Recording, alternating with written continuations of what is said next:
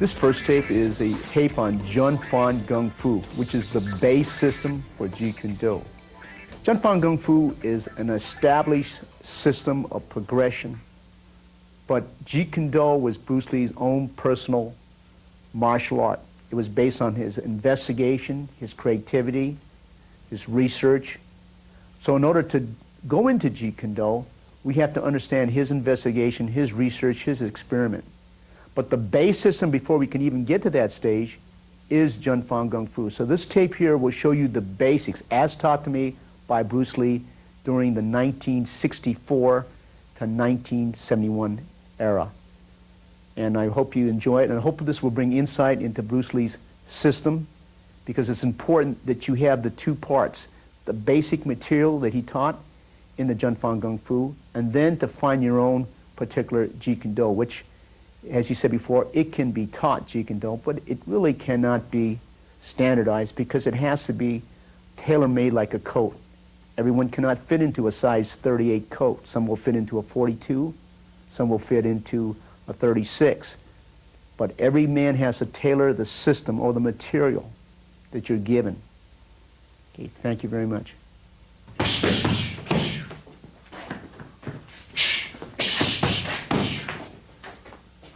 Bruce Lee was a boxing fan, and he really liked boxing.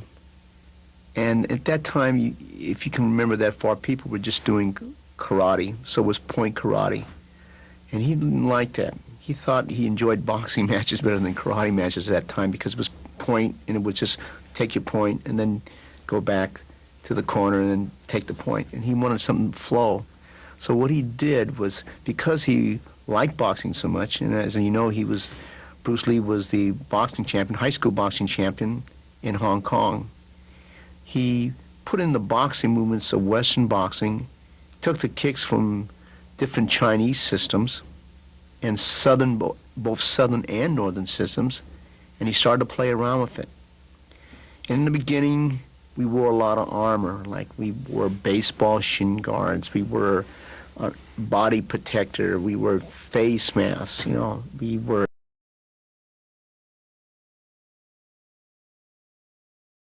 gloves, and nobody was doing it at that time period. The only people that were doing in the United States at that time period would probably be Bando. Bando is a Burmese, Indian, Chinese, and Tibetan martial art. And the JKD boxing headgear, and that became kickboxing. At first, I coined the term Chinese kickboxing. He says, no, just call it Chinese boxing, because Chinese boxing is what he wanted to be called.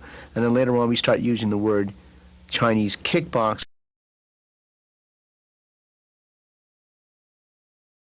The first footwork that I like to go over with you is called the step and slide. You step and slide forward, and you step and slide back. Again, if you go forward 3 inches with your foot, you replace it 3 inches. If you go back 3 inches, you replace it. If it's 6 inches, you go forward 6 inches with the real foot. Again, repeat again. Step and slide forward, step and slide back. If I give you this angle over here, step and slide forward, step and slide back. The second footwork is called the slide and step. I'll give you the front view. You slide and step forward, slide and step back. Again, slide and step forward, slide and step forward, slide and step back. The third footwork that we learn is what's called a push shuffle. This is just like the step and slide, but you push off the rear leg. To go back, you push off the front leg. Rear leg to go forward, front leg to go back. If I give you the side view over here, you're going to push off this foot like you have a sprinter on the starting block. You want to push forward and push back. It's not a step and slide. This is a push, step and slide, push, step and slide back. If I give you this view from this side here again, this is a push, step and slide, a push, step and slide. As opposed to the step and slide, this is a push, step and slide, push, step and slide. Okay, the fourth footwork that we use is called a side step. Side step to the right and side to the left. Side step to the right and then side step to the left. Repeat it again, side step to the right and slide step to the left. If you give you the side view here, side step to the right, side step to the left, side step to the right, side step to the left. If I give you this view over here, please. Slide to the right, slide to the left, slide to the right, slide to the left. Some of the basic ones that we do after that will be called the heel and toe sway. The side view, I'm going to give you the side view first. You go up on the heel, you go back. So this is called the heel and toe sway. Back, forward, back. If I give you to the front, it's going to look something like this. I'll give you this side over here. Okay, those are the basic footwork. Then you have, if you have a right step, which is this movement here, then a left step, we have a curving to the right. If we curve to the right again, it's going to look something like this, okay, and back. If we curve the left again, this is the left step, as opposed to the curving to the left, curving to the left, curving to the left, curving to the left. The next footwork that I like to go through is called a rock or shuffle. I'll give you the side view. You're just sort of hopping back.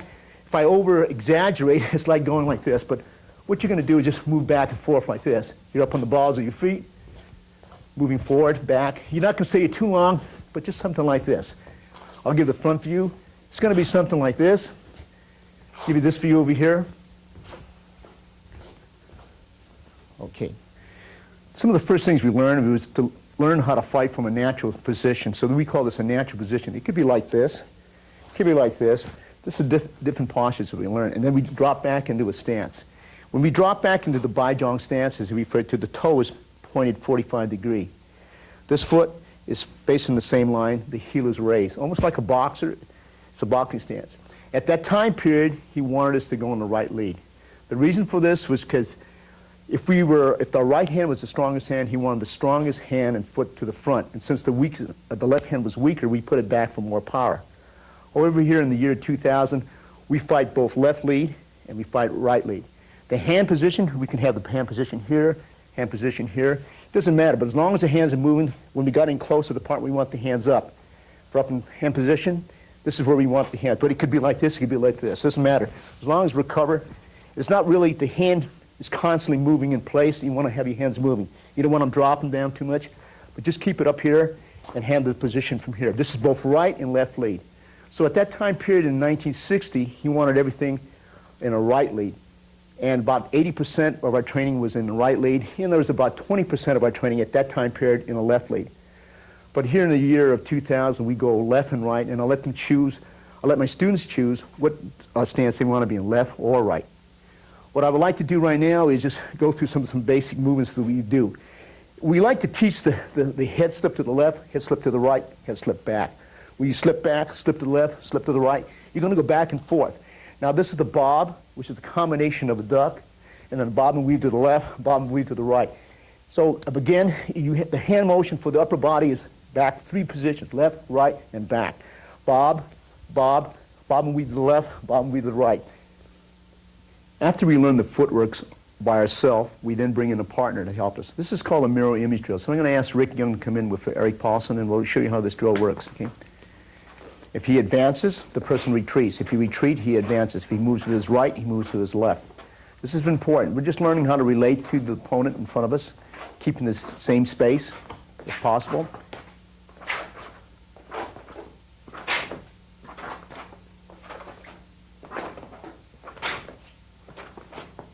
The use of the focus gloves were taught to me by Bruce Lee in 1964. And I'd like to show some of the basic drills we did during that time period.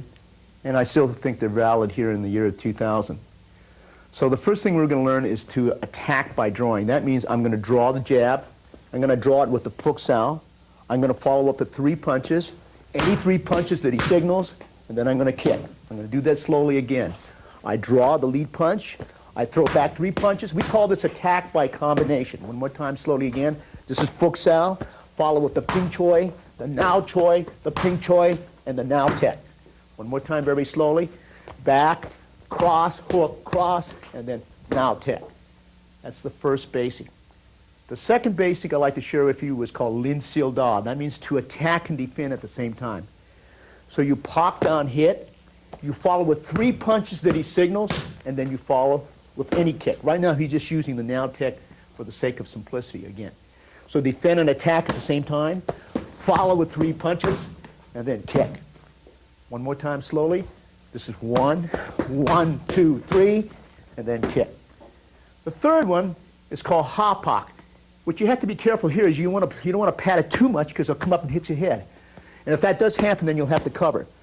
But Hapak goes 1. Now I'm going to start with the jab first, then the cross, then the hook, then the cross, and come back. Again, very slowly. Catch, jab, cross, hook, cross, Now Tek. Again, slowly. 1, 2, 3, 4, 5, Now Tek. Again, 1, 2, 3, 4, 5, Now Tek. You notice that sometimes when I do the Hapak, I'll return the cross. Sometimes I do the Hapak, I'll return the jab, and then follow with the 3 punches or 4 punches that he signals. What we'd like to do now is show you some basic counters in Junfan Jeet Kune Do.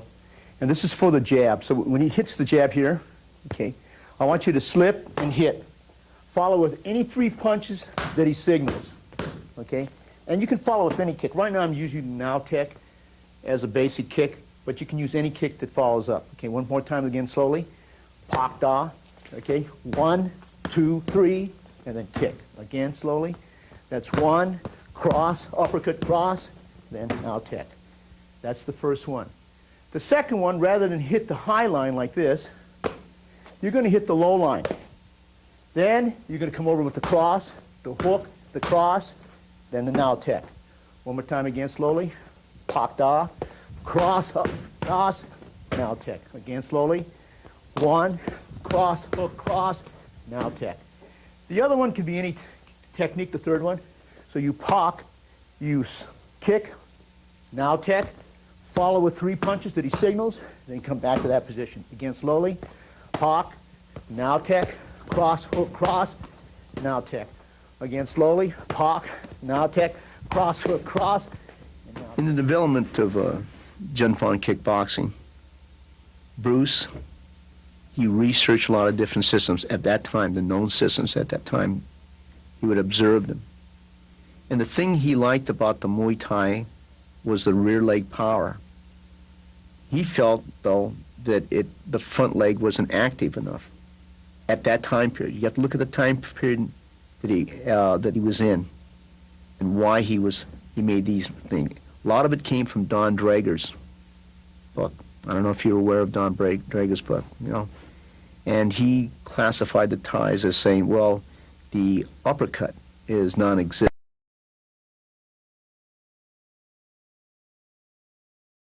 And the reason why they don't uppercut is because the knee is in the same range. So the knee took care of the uppercut. He says, but he liked the elbows of the Thais. He said, well, that's a powerful tool. He didn't, in Don Drager's book, he used the elbow because the elbow was in range, in tight. They don't have to use the overhead because the tight hook is in the same range in the elbow, and the elbow will cut the face up more. And it's more punishing than sometimes the left hook. And the kick, devastating elbows, devastating kicks. So what he was looking out and observing from and taking his research from is what Don Drager was saying and what he had seen. He felt that they weren't alive, that there was no broken rhythm. But that was true, may have been true maybe in the 60s. French champion in Savat, and he was watching it on Super 8 and 8mm film, and he analyzed it, and he said, oh, I like this. This is a very punishing kick. Coup de bas, which is the kick when they lift up, you know. He says, this is really good. And he liked the way they use their legs, because he said, Savat people, or box won't say Savat, they box with their feet. And that's what he liked. And he liked boxing. So he started to put all these elements together. And then he took the kicks, he thought, from northern systems and from southern Chinese systems to see how they work. And that became Junfan kickboxing. It fit him. For us, we might have to find another path, but for Bruce Lee, that was the path he chose. Elements of Thai boxing, elements of Savate, and he liked the headbutts of the Burmese boxers. So he incorporated that into his own personal system. And I don't care what anybody writes about in all the books and all the magazines, he did have those elements in it. Many people don't know. They say, well, he only took it mainly from Wing Chun, which is at that point, had a strong Wing Chun background. But in the kick ranging, he says you don't use that kind of punching. You have to use attack by combination, what he called ABC.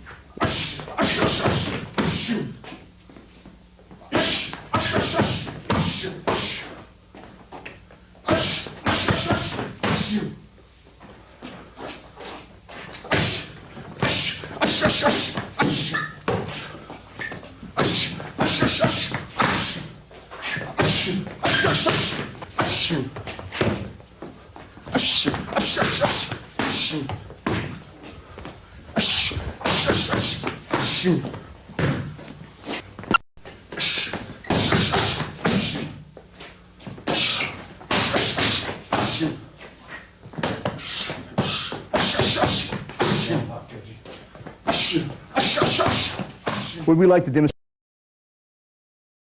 we call the 1-3 series. He's going to throw the jab, you're going to catch it, you're going to cover on the hook, throw 3 punches, whatever he signals, and then come back with any one kick that you want. One more time again. Catch it, cover it, cross, hook, cross.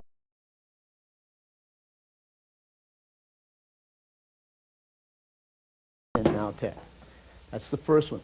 The second one, you catch it, you bob and weave, you throw 3 punches, and you kick. Now, when you bob and weave, you can go like this and throw 3 punches, okay? Or 3, and then kick. Okay, now we're going to show you the ways we can feed them.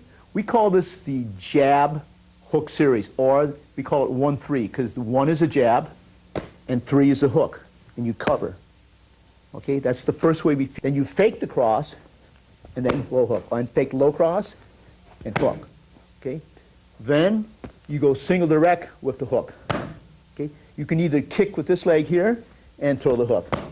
Use the ways, and then you go into the 3 punches. This is essential that you feed it all these different ways. So again, these are the ways we counter the hook.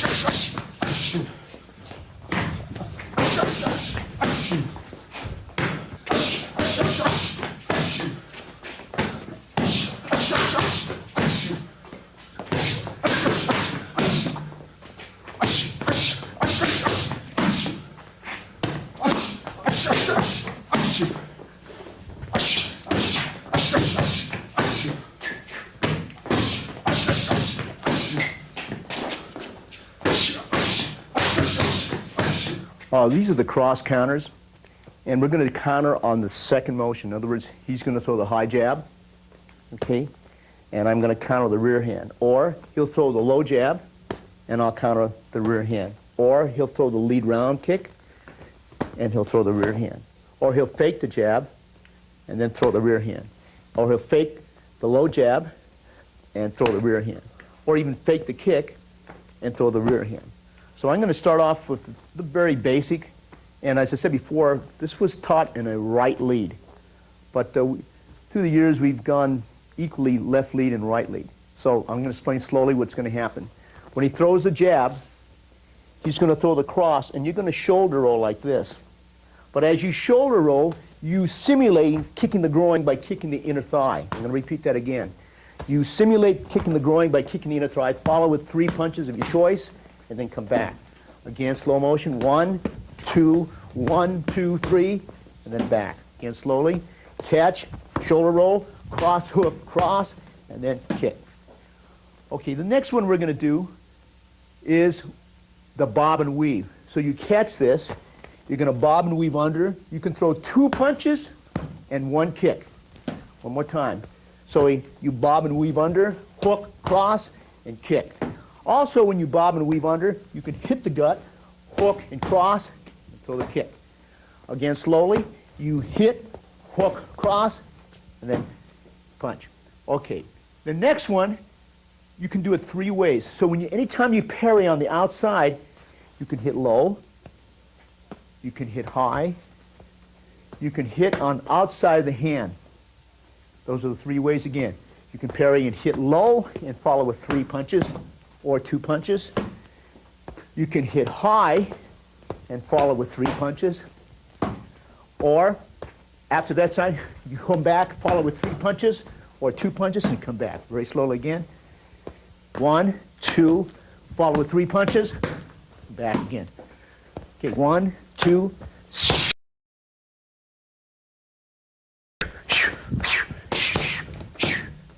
Let me explain this, why we trained this way.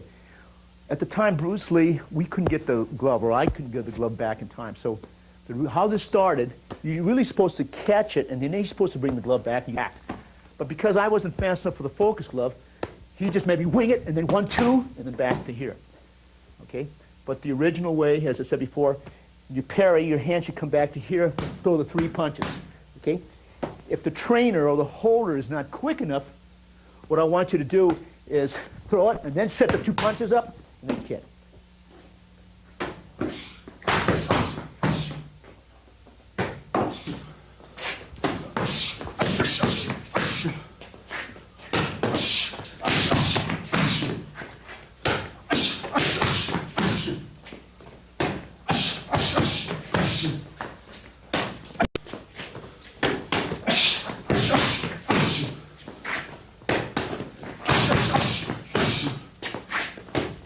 Jun Fan is the base system. It has curriculum in it, and he used to catch me like I was just in slow motion. It was like a bad dream. I've never met anybody explosive as him. I've never met anybody as fast as him. And there will be people that will surpass him maybe in speed, but maybe in totality, probably not. Targets are like this. You want to sometimes do the body hook. If the target is like this, sometimes you want to come up with the uppercut. If the target's down, over like this, uppercut and back, you're going to respond. So he's going to hit to the body. You cover, you throw 3 punches, and then you can throw a kick. Cover on that side, back 1, 2, 3, and kick. Cover to the high line, back 1, 2, 3, and then kick. And then hit on that side, and 1, 2, 3, kick. Again, he's going to hit to the body. Ish, ish, ish. Ish, ish, ish, ish, ish, ish, ish, ish, ish, ish, ish, ish, ish, ish, ish, ish. Okay, what we're going to do right now is called ABD dance. Then we kick the leg, follow with 3 hand tools, back. Or if our timing is good, we can counter it in the air, and then come back. One more time again. So when he kicks, 1, 2, 1, 2, 3, and back. On the low line, now tech, 1, 2, 3, and then back. There are many ways to counter the low round kick, but for an example, if you block here, many systems use this, and then they'll follow with this kick, or they'll block with this, and 3 punches of your choice, and then kick. Okay, one more time very slowly. See, you block, you go to the eyeball, you kick to the groin, follow with 3 punches of your choice, or what he signals, and then you kick. That's one possible way that you can counter. Okay, so so this is what we call lop gurk. Lop is to grab, gurk is grab the leg, and then we follow with the 3 punches of your choice, and then back to here. One more time, slowly again. Lop gurk, follow with 3 punches, and back. On this line, the counters to the lead side kick, which we call jug tech. It's important to realize now in the 1960s and the 1950s, side kick was a very important tool. Here in the year 2000, it may not be a very good tool to use because people are used to it. They can grab it, they can go in them.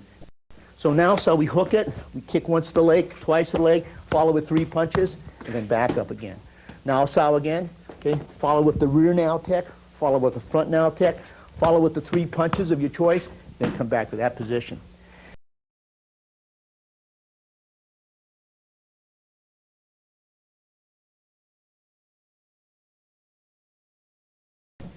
And back. But again, here in 2000, not too many attack the middle line now because it's too easy to counter. These are the counters to the spin kick, which we call June Tech. And you'll notice closely, if they could demonstrate, just to get used to it, follow with 3 punches, then you kick. Again, countering with the knee again. Then he's going to counter with the cut. Counters again. At that time, he felt that a lot of systems, they slugged with your foot. He says, you want to fence with your foot. You want to box with your feet like a boxer. You don't want to use it. So almost 80% of his strikes were with the front leg, okay, whether you're right-handed or left-handed, then it's going to be more powerful. And for him, it worked beautifully because he had the power. He worked on it. His 3-inch, pound for pound, I think he punches. He's like the hardest puncher you would ever meet. You know, he's like the drill here is target recognition and responding to a stimulus. In other words, he used to say to us, you have to respond like an echo and adapt like a shadow. If you can do this, this is what martial arts is all about. Okay, so we're going to do this very slow, and these are very signals that we left uppercut, right uppercut, hook, and cross. If he reverses it, hook, uppercut, cross, and hook. Okay, this is very, very important. This range here is for jik tek. This is for now tek. This is for now tek. This is for now tek at the high line, night tek and low line. At one time period, we used to put it on our inner thigh. We have taken this out because a lot of beginners will miss the leg completely. So what we do now is put it like this. That's the target. See, he's responding. The minute he sees the target, we just put it over here like that. So this is what we call jik tek. Okay, this is a form of a dumb tek. It's a stomp. Okay, it goes right on the thigh. Okay, the side kick could be at middle line on that side. The side kick could be targeting close. He would use the left horizontal elbow, okay? Right horizontal elbow, right down elbow, left down elbow, right upward elbow, left upward elbow. If he uses the sut, okay, that's okay. So again, I'm just going to go very slow. Notice that he's going to recognize the target. Okay, he's going to recognize the target. He's going to recognize the target. He's going to recognize the target. This will be in combination. Put it over here. Over here. I would recommend, if you're teaching a beginner, is just to start with this one here. Jab. Okay, 1, 2. Okay, single cross. Single jab. Low jab. Lead now tech. In the kickboxing. Okay, so with these now, what you're going to do when the jab comes, you can either catch it, we call it jik pak, or you can long pocket. And then you're going to return back. I'm going to do this slowly. 1, 2. You can catch, or you can do it simultaneously. Pat and hit, pat and hit, pat and hit, pat and hit, or simultaneously. The same way here. Simultaneously, or tap and hit, catch and hit, catch and hit, catch and hit. That's usually the first one I like to teach.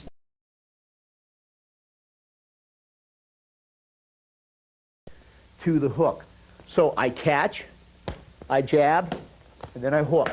Again, catch, again, again. Now the drill can also work at the low line. Okay. Okay. Now, the other drill we like to do from here is this. I'm going to catch, and I'm going to return the lead rear kick. Catch, and we jab, throw the rear leg. Catch, jab, throw the front leg. Catch, jab, throw the cross, and then the hook. Catch, jab, cross, hook, kick. So he can go in any kind. He's going to kick on that side. Back to that side. 1, 2, 3. Again. 1, 2, 3. Again. 1, 2, 3. There are many drills like this in Jun Fan Kung Fu Jeet Kune Do, but we're going to take one that's very important, I think, in teaching the person. The drills are good because it'll develop a person, a very gun-shy person, and develop him to get into contact slowly. So what you want to do is catch the jab, parry the cross, cover on the hook. Then he's going to bob and weave, and he's cross, hook, and he's going to kick. One more time. He has 2 kicks a little close so you can. 1, 2, 3, bob and weave, 1, 2, and kick again. All right, again, 1, 2, 3, bob and weave, 2, kick, and kick. Again, catch, back, hit, back, hit, and hit. One more time, okay? One more time again, please. 1, 2, 3, 1, 2, back, and kick. One more time again. 1, 2, 3. I hope this tape will give you insight into Jun Fan Kung Fu as the base system and the principles of Jeet Kune Do. I want to thank Rick Young from Scotland for helping me on tape, and also Eric Paulson, who helped me on this tape. Thank you very much. And Bruce Lee drew from Western sources. Don't let anyone fool you. It has a Chinese name, but he drew from both East and West. And I know this. Although people say in writing, and I don't care how many books are written, they weren't there. They don't know. And that's all I'm going to say about it.